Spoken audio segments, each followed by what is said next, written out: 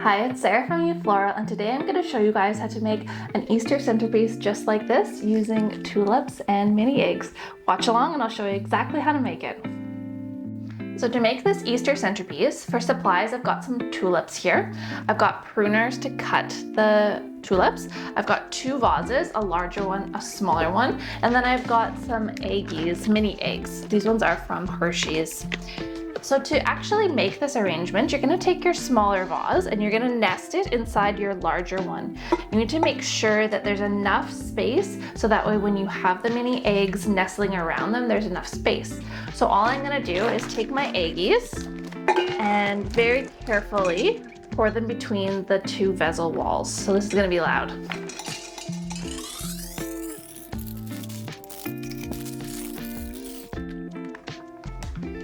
So you need actually quite a few eggies in order to fill this up.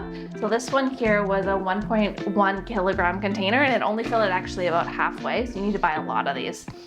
So then imagine this is full. I'm gonna take my container of water and very carefully fill up the vessel that's in between with water.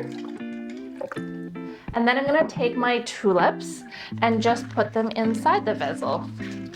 Some cool things to know about tulips is that they actually keep growing even after they're in water. So it's a good idea to give them a little bit of a cut just on an angle every so often when they begin to grow sort of unwieldy, and then that way you keep your tulips having a little bit more structured shape to them.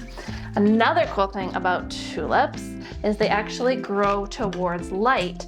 So if you have your arrangement near a light source, just take it and spin it a little bit every few days so that way your tulips don't grow just one way.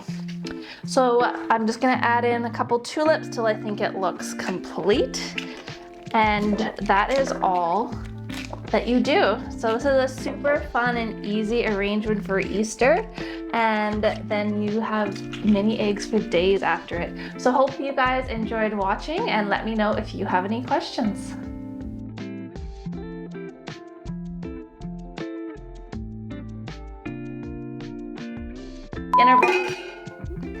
Sorry. Let's do it again. And let me know if you have any questions.